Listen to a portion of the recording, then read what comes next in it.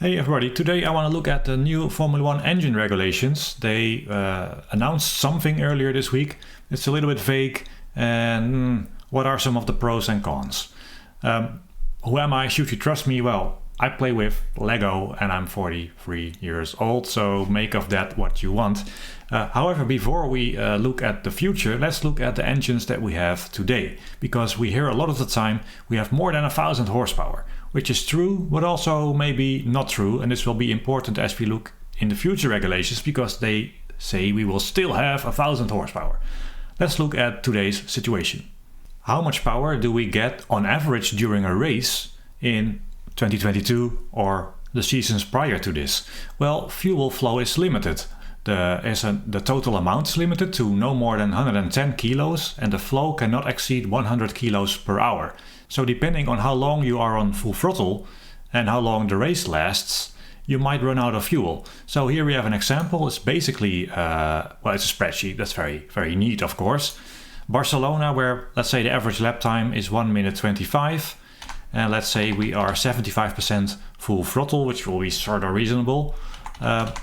Our flow cannot be more than 100 kilograms per hour. But if we go with 100 kilograms per hour in this example, Bono, my fuel's gone because we need 117 kilos in this example. Now, what changes if we are on the throttle less of the time, 70%? Yes, we can make it again. But you can sort of see if we want to have that maximum fuel flow allowed by the regs, then it depends how long the race is and how great a percentage of the time we are full throttle. So we may not be full power simply because we do not have enough fuel to be full power for the entire race. So in this case, going for 94 kilograms per hour versus 100 kilograms per hour will be roughly a 6% loss in internal combustion engine power. So that 1,000 horsepower is already in the race conditions probably a little less, but it depends on the conditions of that race. Furthermore, this 1,000 horsepower includes 160 horsepower that you get from the magic electro wizardry that goes on. But that is limited to a certain energy usage, which comes down to 33.3 seconds of about 160 horsepower, which you will find the lap is a lot longer. It's almost 3 times longer than this.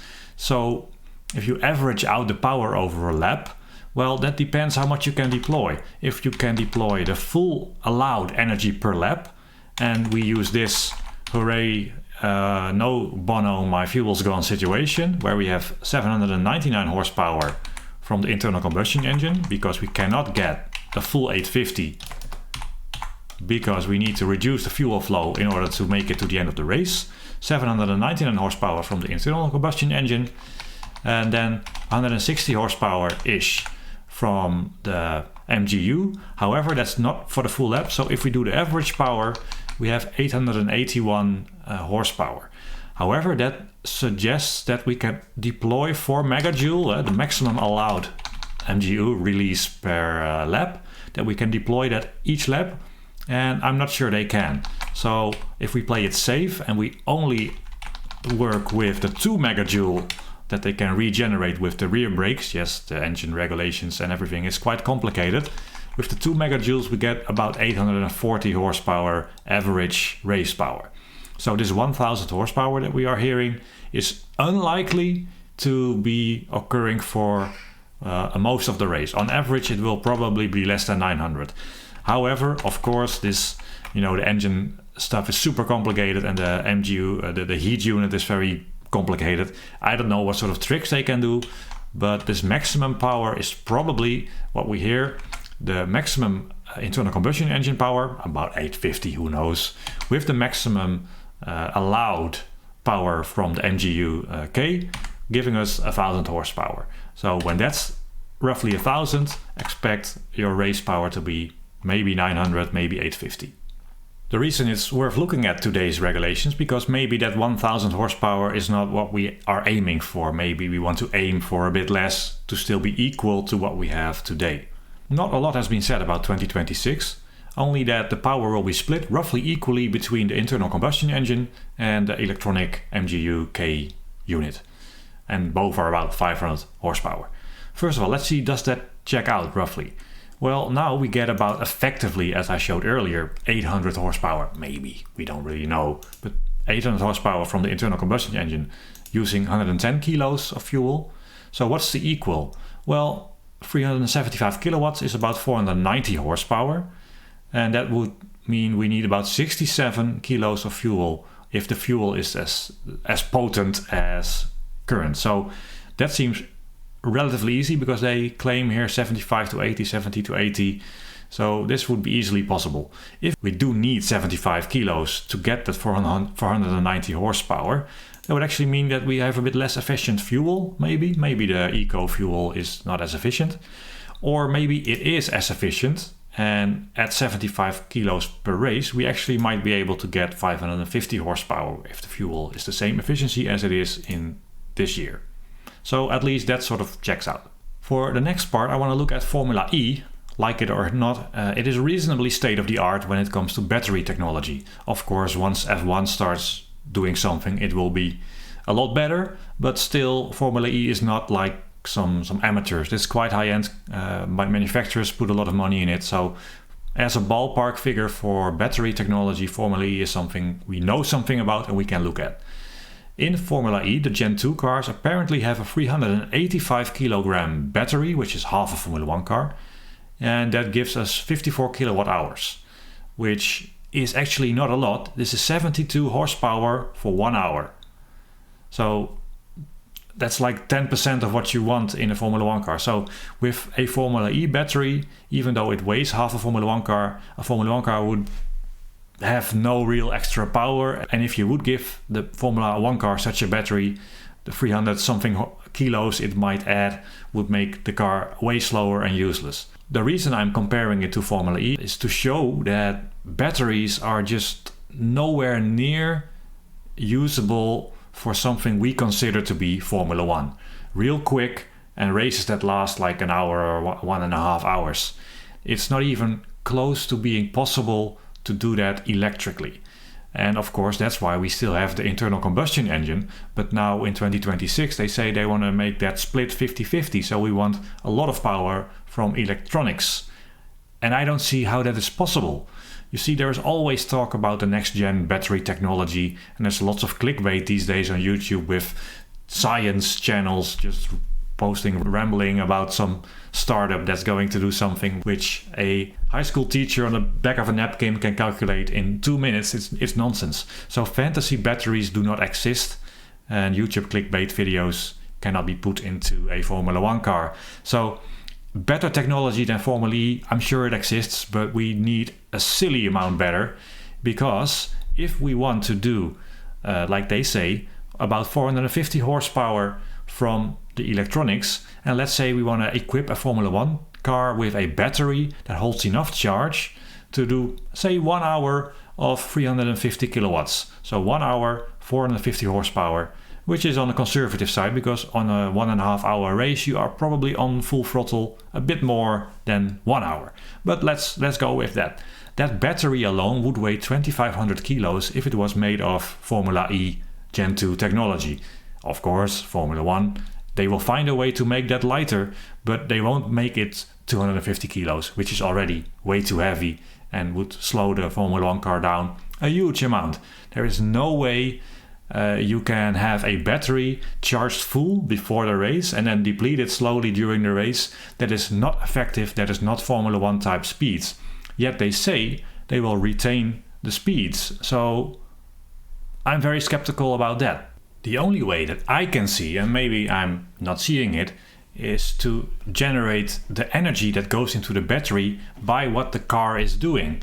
And the first thing that comes to mind is energy harvesting from brakes. That's definitely true, and what you harvest there doesn't get in the way of the power delivery. You are not flowing energy that actually should go into the internal combustion engine, burning fuel, into the battery. That's one thing you can do. If you have an 800 horsepower engine, divide that up and put 200 horsepower into charging a battery. That's fine, but then of course you no longer have 800 horsepower on the wheels, you have 600 on the wheels.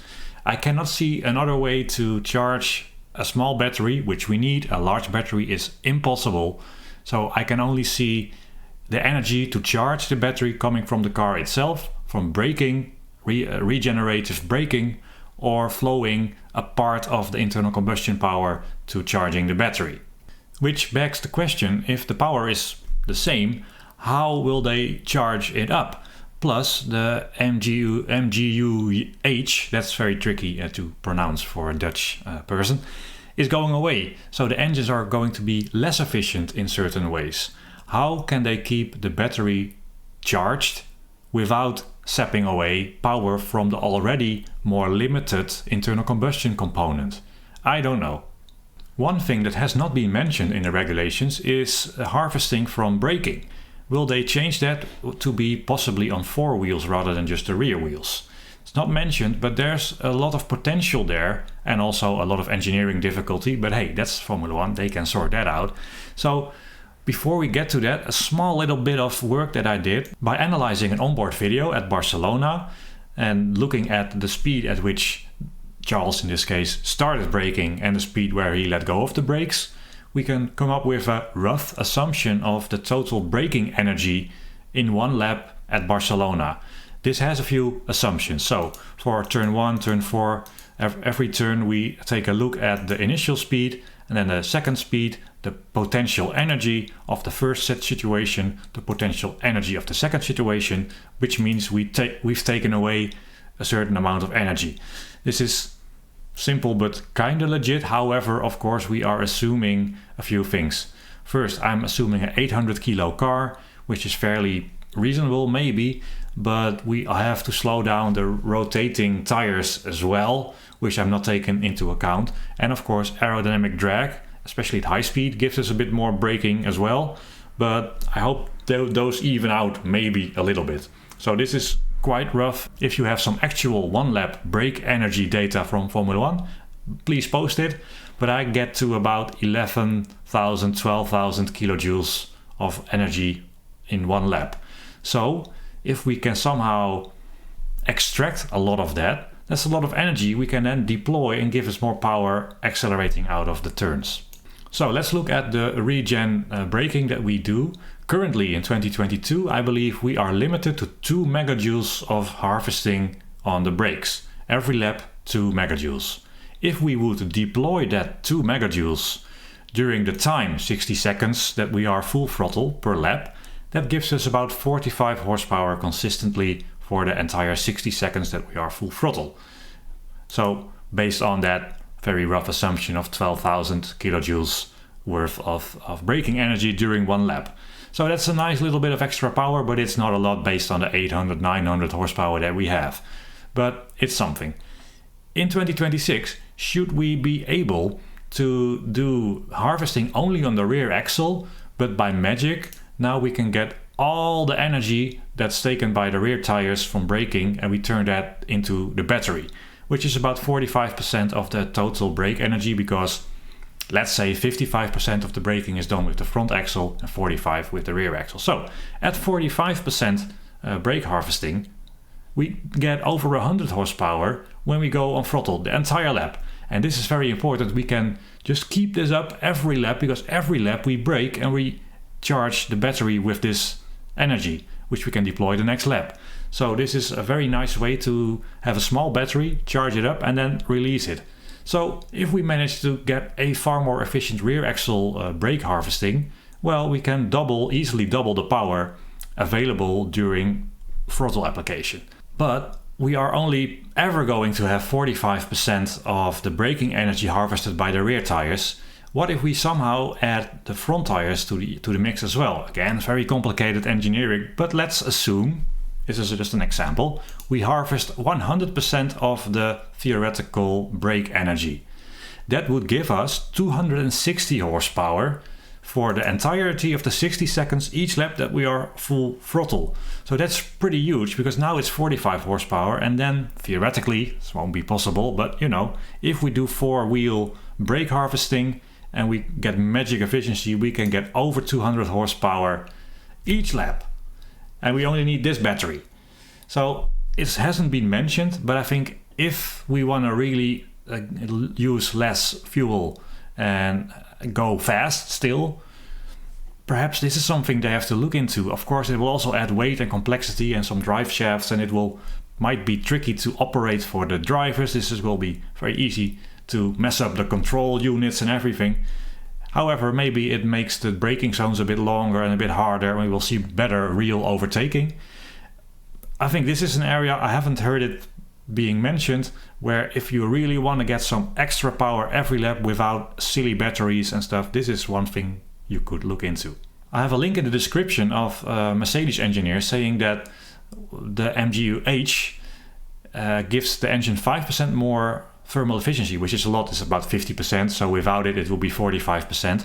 So it's going to be removed in 2026, yet it is an essential part of the efficiency of Formula 1 engines. And they claim it will be more efficient in 2026, but by removing this part of the engine, I don't think the engines will be as efficient, even with the continuing technology, as they are now. So, meh. And they claim the power will be the same, that magic 1000 horsepower. But we've seen that to make that sustainable for the entire race, you cannot rely on a battery that you slowly drain. You need to harvest the energy from braking or some magic way. It's impossible to have an average race horsepower level of 800-900, which they might have now, with an internal combustion engine that is a lot less powerful. Am I missing something here? I really cannot see how you can get the same power levels on average during a race. You can get the same power, of course. Formula 1 engineers, if you have this battery, stores just enough energy for one lap. It's only going to be a few kilowatt hours maybe. They can deliver 350 kilowatts or 500 horsepower from a small battery. I'm sure they can, but then once that is depleted, you have to charge it up again. So the average power during an entire race, I cannot see being the same. They also claim the battery will be bigger, and we've already seen that you cannot really make a battery bigger in Formula 1 without making the car way heavier, which will slow it down way more than the power you get from being able to release this battery power. So I'm quite skeptical about this speed being equal. I just do not see it, and these physics are of course extremely complicated once you are an engineer at Formula 1, but sort of the back of the napkin energy, where does it come from, where does it go, simplifying it to a great extent, but still it's sort of, these are the fundamentals that I cannot really see what I am missing. And because I'm not missing 50 horsepower, I think I'm missing 200, 300 horsepower. So that's a problem. So what do I predict? So this is purely in this video, so you can blame me later for being wrong and say I'm a stupid guy who plays with Lego. They are quite vague, these rules. They're not very specific. They're not like regulations, technical regulations that the engineers can use. It's sort of what they kind of want to happen. So I think the cars will be heavier-ish, maybe. Because if the other, like the dimensions stay the same, they keep the 18-inch wheels, I cannot see them being lighter. Maybe partly compensated by carrying a bit less fuel, allowing a slightly bigger battery, but we've seen that fuel and the battery, they're simply not equal. Fuel is just way more potent, giving you the energy than a battery. So I cannot see them getting lighter. I also predict, like I've explained earlier, if they want that 50-50 power split from internal combustion and electronics magic, average race power, I think, has to be lower. I cannot see where they get that magic energy from. Peak power, 1000 horsepower, sure, easy, fine, no issue. Average power during a race, I do not see it. A bigger battery will just take longer to charge. Charging it with energy other than braking energy will take energy away from that already less powerful internal combustion engine. I do not see average race power being the same. So I think when we approach 2026, these rules will have been tweaked and massaged a little bit towards allowing hopefully quicker racing. And maybe they actually think, green fuel is nice. We can still use 100 kilograms an hour, so we can actually get decent power. Do correct me if I'm wrong. What am I missing? What magic am I missing? Or am I just too stupid to see some obvious energy physics thing that I'm just completely missing? Finally, what I want to drive home is that already we are not that quick in races. So I look back 2005, 2007 versus the modern era. How long did the race last? Because the races have been the same distance, and a few tracks seem to have been unchanged distance-wise anyway. Conditions will be different, right? This is not not super scientific, but you will see all these races in bygone era took a lot less time to finish than the modern races. I did check that they were all dry, but otherwise there are always differences. So the old technology without DRS, with groove tires, was faster during the race, not in qualifying necessarily, but average race pace was a lot faster than what we have today. So cars today that they're the quickest Formula 1 cars ever, or last year or 2 years ago, yes, over one lap, but over the race average, not at all. Imagine giving a 2005 car DRS and slicks and a bit more advanced aero, they would be a lot quicker still. The reason is, of course, they are smaller, lighter, they didn't have that much power, but they have it all the time because they rely on just an internal combustion engine. They allowed refueling, keeping the weight they carry from the fuel as low as possible. Those things are just really fast. So fastest Formula 1 cars ever. In qualifying, yes. In race trim, no. Even the current quick era of Formula 1 cars are basically slower in race than the cars from 2005-ish. So of course, it is really early days. It's going to be multiple years, and I think lots of things will happen between now and then before these regulations are truly finalized and set in stone.